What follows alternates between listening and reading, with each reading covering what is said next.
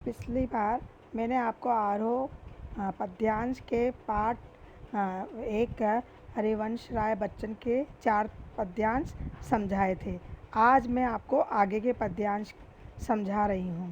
पहले मैं पद्यांश पढ़ रही हूँ, फिर उसका आपको सरलार्थ बताऊँगी।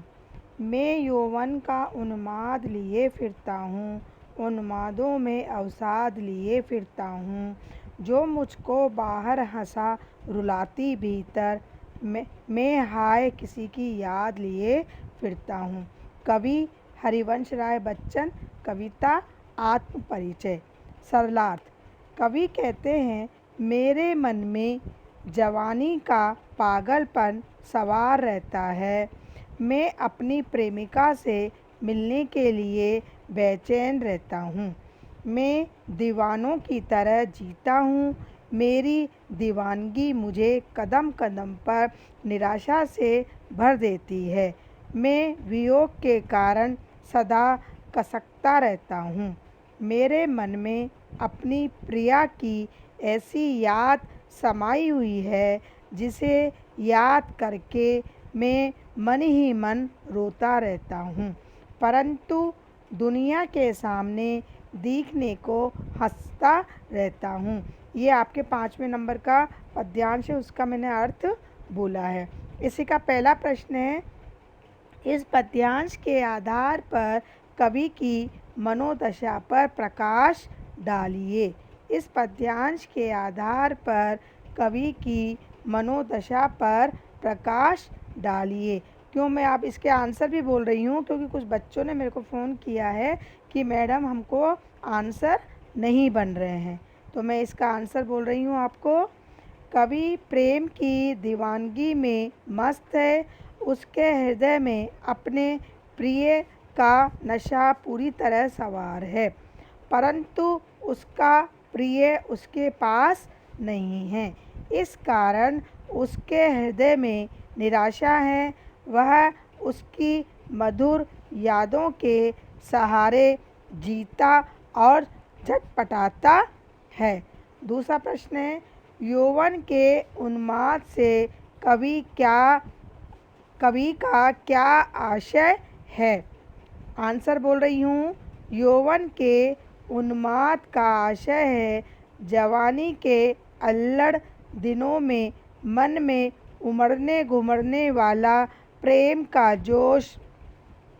कवि नए नए प्रेम के कारण व्याकुल है। तीसरा प्रश्न है, कवि किस कारण अवसाद से ग्रस्त है?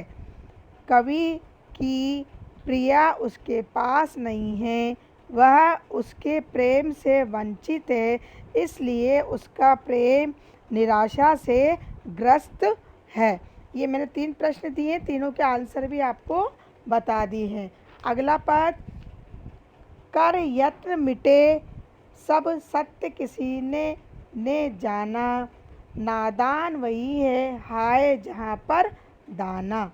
फिर मूढ़ न क्या जग जो इस पर भी सीखे, मैं भी सीख रहा हूँ सीखा ज्ञान भुलाना। कवि और कविता का नाम वही लिखेंगे जो मैंने आपको पहले आगे भी बता दिया है। आप इसका सरलार्थ, संसार में सब लोगों ने मिलकर खूब प्रयत्न किया, सबने सत्य को जानने की कोशिश की, परंतु जीवन सत्य को कोई जान नहीं पाया। इस कारण जिसे भी देखो वही नादानी कर रहा है। जिसे संसार में जहाँ भी धन वैभव या भोग सामग्री मिलती है, वह वहीं दाना चुगने लग रहा है। नादानी में वह भूल जाता है कि वह संसार के जाल में उलझ गया है। कवि कहता है, इतनी नादानी करने पर भी क्या मैं उस संसार को मूर्ख न कहूँ जो जानबूझकर सांसारिक लाभ और लोभ के चक्कर में उलझता जा रहा है। मैं तो इस नादानी को समझ गया हूँ इसलिए मैं सांसारिकता का पाठ सीखने के बजाय उसे भूलने में लगा हुआ हूँ। ये इसका अर्थ है। अब इसी का प्रश्न है, कवि ने किसे नादान कहा है और क्यों? इसका आंसर होगा, कवि ने सांसारिकता की दौड़ में लगे लोगों को नादान कहा है। वे बेचारे ये नहीं समझ पाते कि संसार असत्य है, उसमें उलझना व्यर्थ है। अगला क्वेश्चन है, यहाँ दाना का क्या आशय है? यहाँ दाना का आशय है सांसारिक पदार्थ और धन वैभव। तीसरा प्रश्न है, कवि ने जग को मूढ़ क्यों कहा है? आंसर है, कवि ने सांसारिकता की दौड़ में लगे लोगों को मूढ़ कहा है। वे अज्ञान के कारण प्रेम को छोड़कर धन वैभव में अपना जीवन गंवा रहे हैं। अगला पद्यांश है आपका, मैं और जग और कहाँ का नाता, मैं बना बना कितने जग रोज मिटाता। जग जिस पृथ्वी पर जोड़ा करता वैभव, मैं प्रति पग से उस पृथ्वी को ठुकराता। कवि हरिवंश राय बच्चन, कविता आत्म परिचय। अब सरलार्थ, कवि कह रहे हैं, मैं दुनियादारी से भिन्न भावनामय कवि हूँ। संसार की चाल बिल्कुल अलग है। संसारी लोग दुनियादारी निभाने में लगे हुए हैं। मैं भावना को महत्व देता हूँ, अतः मेरा इस संसार से कोई मेल नहीं है।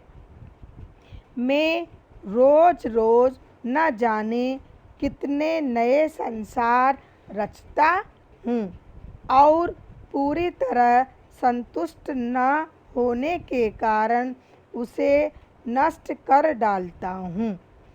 आशय यह है कि मैं रोज एक आदर्श समाज की कल्पना करता हूँ, परंतु उस कल्पना को साकार न होते देखकर उसे मिटा डालता हूँ।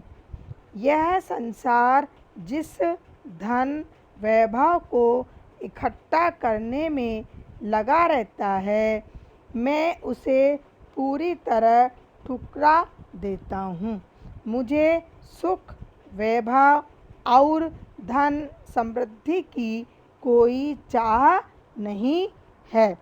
पहला क्वेश्चन, कवि स्वयं को संसार से अलग क्यों कहता है? आंसर बोल रही हूँ, कवि अन्य सांसारिक प्राणियों के समान धन वैभव के संग्रह के पीछे पागल नहीं है। वह सामान्य भागदौड़ से परे है। अगला क्वेश्चन, और जग और का भाव स्पष्ट कीजिए। इसका आशय है, संसार कवि की भावनाओं को नहीं समझता।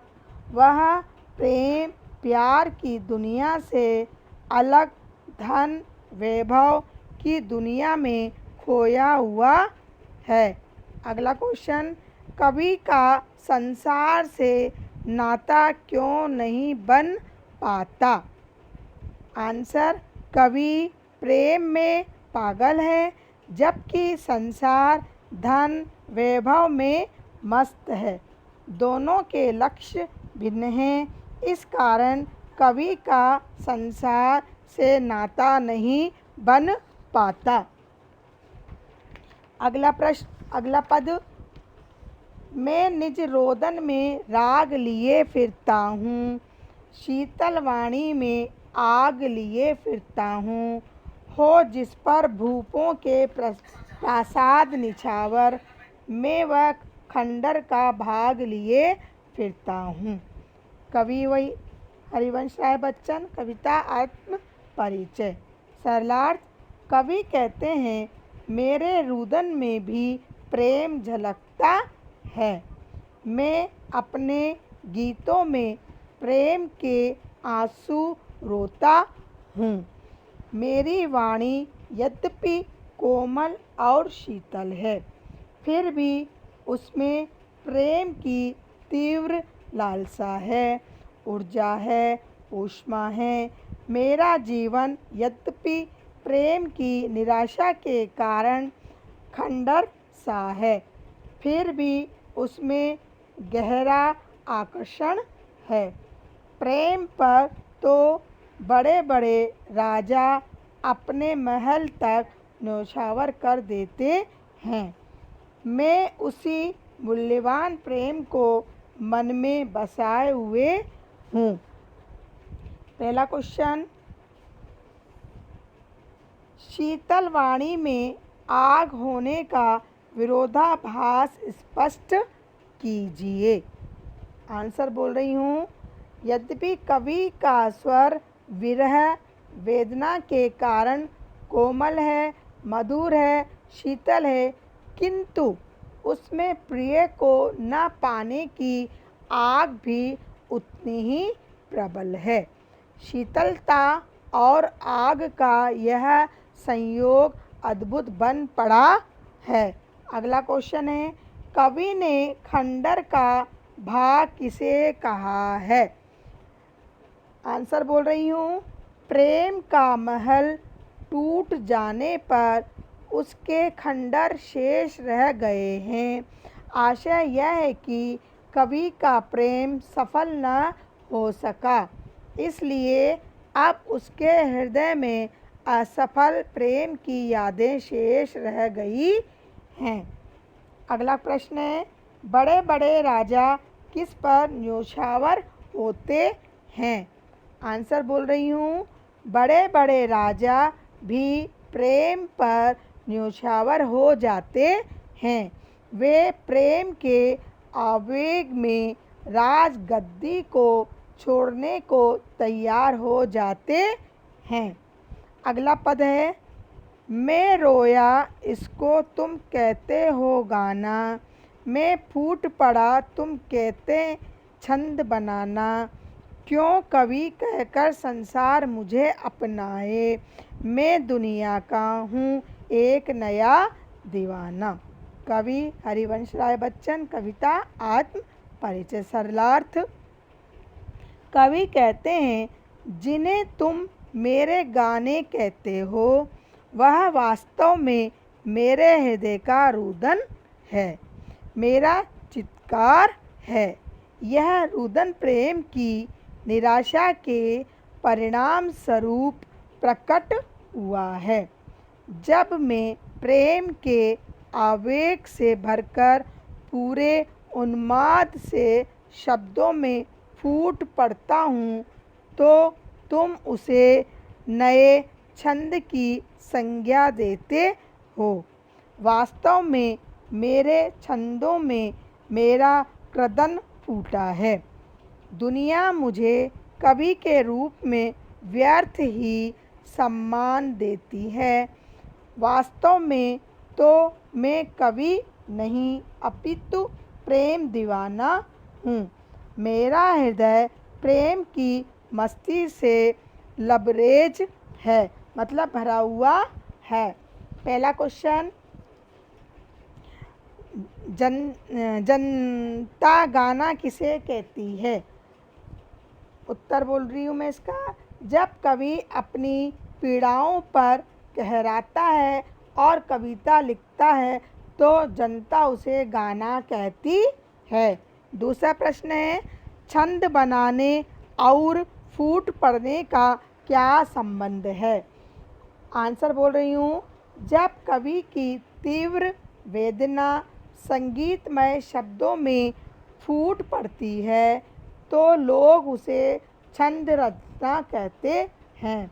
आशय यह है कि छंदों का उद्गम भावनाओं के सहज विस्फोट से होता है। तीसरा प्रश्न है, कवि स्वयं को क्या कहना पसंद करता है और क्यों? इसका आंसर बोल रही हूँ। कवि स्वयं को कवि नहीं दीवाना कहना पसंद करता है। क्यों?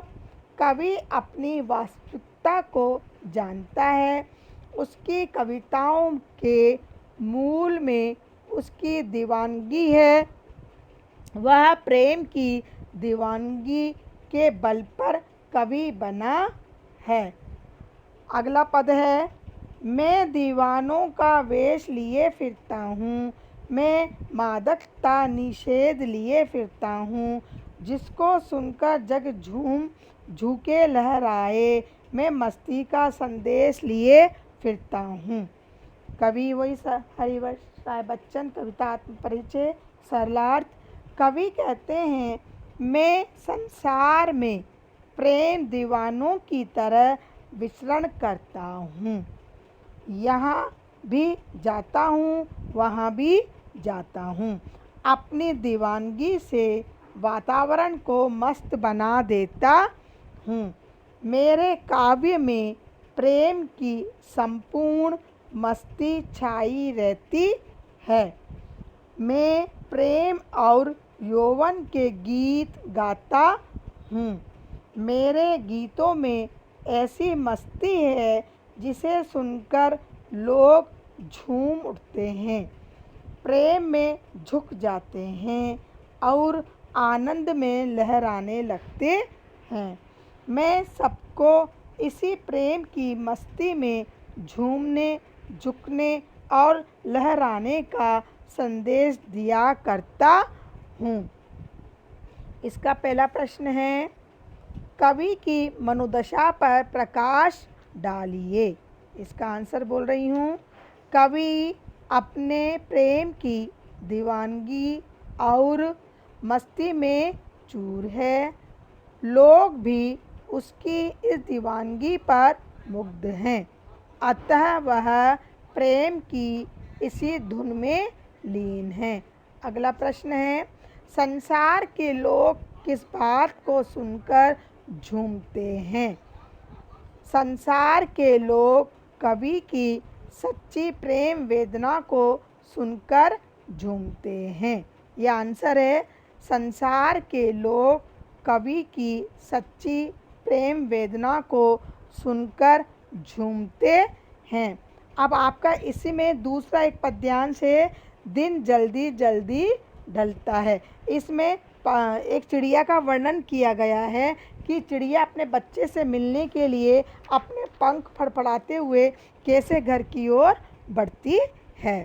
पहले मैं पद्यांश पढ़ रही हूँ, उसके बाद आपको सरलार्थ समझाऊंगी। हो जाए न पथ में रात कहीं, मंजिल भी तो है दूर नहीं, यह सोच थका दिन का पंथी भी, जल्दी जल्दी चलता है, दिन जल्दी जल्दी ढलता है। पथ यानी राह, रास्ता, ढलता यानी समाप्त होता, अंत होता है। अब कवि क्या कहना चाह रहे हैं?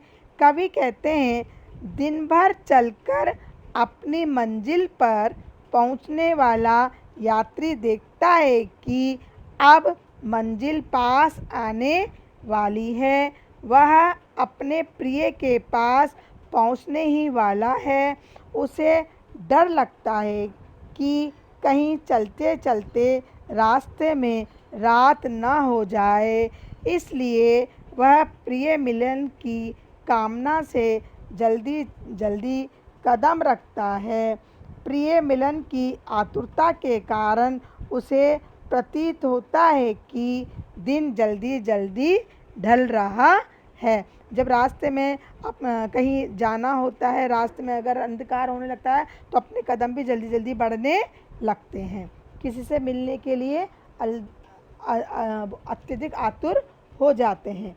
इसका पहला क्वेश्चन है, इस पद्यांश के कवि तथा कविता का नाम लिखिए। तो इसके भी कवि वही हैं, हरिवंश राय बच्चन। कविता है, इसमें दिन जल्दी जल्दी ढलता है। दूसरा प्रश्न है, कवि के मन में किस चीज़ की आशंका है? ये प्रश्न है। अब इसी का आंसर बोल रही हूँ मैं। कवि के मन में आशंका यह है कि कहीं पथिक के घर पहुँचने से पहले ही रात न हो जाए, उसकी यात्रा संकटग्रस्त न हो जाए। अगला प्रश्न है, कवि किस आशा से प्रेरित हो उठता है? उत्तर, कवि के मन में इस बात की आशा है कि मंजिल पास ही आने वाली है, इसलिए उसके कदमों में तेजी आ जाती है। अगला प्रश्न है, थका हुआ पंथी किस कारण जल्दी जल्दी चलता है? थका हुआ, उत्तर बोल रही हूँ, थका हुआ पंथी मंजिल को पास देखकर और उसे जल्दी ही पाने की ललक में जल्दी जल्दी चलता है। अगला प्रश्न है, दिन जल्दी जल्दी ढलता है में कैसी व्यग्रता है? उत्तर है, इस पंक्ति में लक्ष्य को पाने की व्यग्रता है। मंजिल को पाने के लिए उत्सुक कवि चाहता है कि वह दिन रहते रहते मंजिल पा ले। इस व्यग्रता के कारण उसे दिन जल्दी जल्दी ढलता प्रतीक होता है। अगला पद है, बच्चे प्रत्याशा में होंगे, नीड़ों से झांक रहे होंगे, यह ध्यान परोस में चिड़ियों के भरता कितनी चंचलता है, दिन जल्दी जल्दी ढलता है। कवि हरिवंश राय बच्चन, कविता दिन जल्दी जल्दी ढलता है। सरलार्थ, कवि कहता है, एक चिड़िया जब आकाश में उड़कर अपने घोंसले की ओर वापस लौट रही होती है तो उसके मन में यह ख्याल आता है कि मेरे बच्चे मेरी राह देख रहे होंगे। वे घोंसले में बैठे बैठे बाहर की ओर झांक रहे होंगे, उन्हें मेरी प्रतीक्षा होगी। जैसे ही चिड़िया को यह चिंता सताती है, उसके पंखों की गति बहुत तेज हो जाती है। वह तेजी से घोंसले की ओर बढ़ती है। तब उसे यूँ लगता है मानो दिन बहुत तेज गति से ढलने लगा हो।